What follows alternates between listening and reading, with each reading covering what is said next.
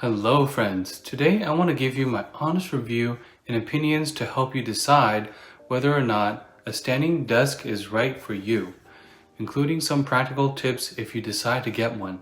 Standing desks have gotten very popular in the past 5 years.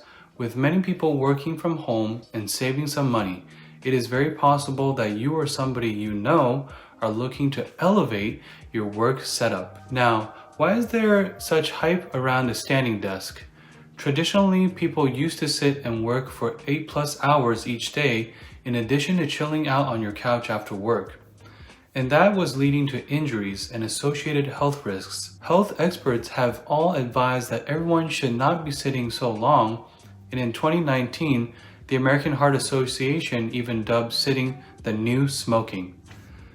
The standing desk gives people the ability to minimize some of the physical toll that sitting for long hours can cause, such as back pain, neck strain, and a myriad of posture-related problems. It may also mitigate development of sciatica, which is when nerves in the back of the thigh are compressed. And this can happen with sitting for long periods. Some research has shown that using a standing desk can also help to burn more calories, which can accelerate weight loss, although we'll go over this claim in a moment.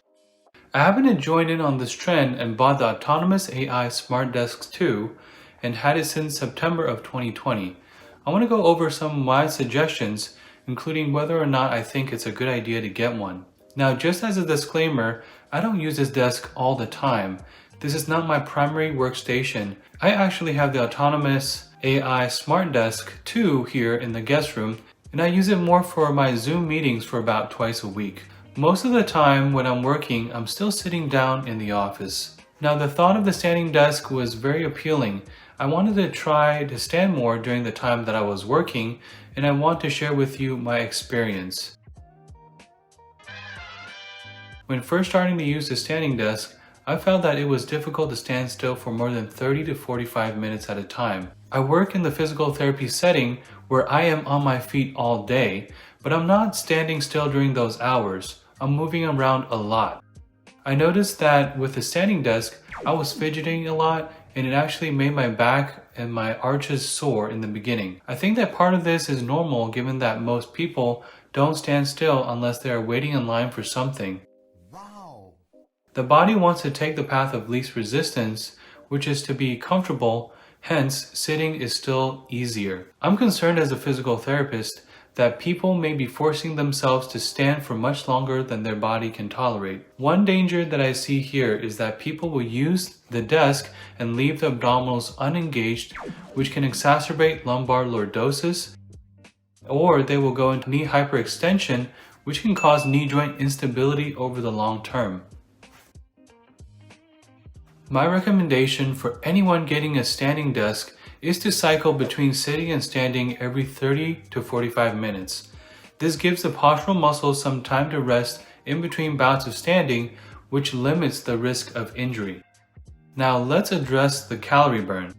According to a study in 2016, the calories burned while standing versus sitting is actually not that different.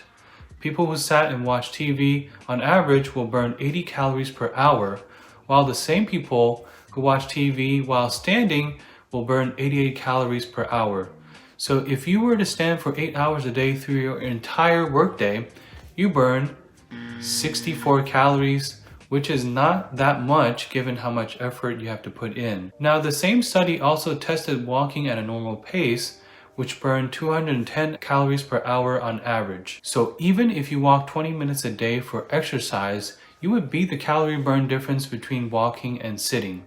So here are my recommendations. If you have a back problem that limits you from sitting for long periods, I think a standing desk is a great idea.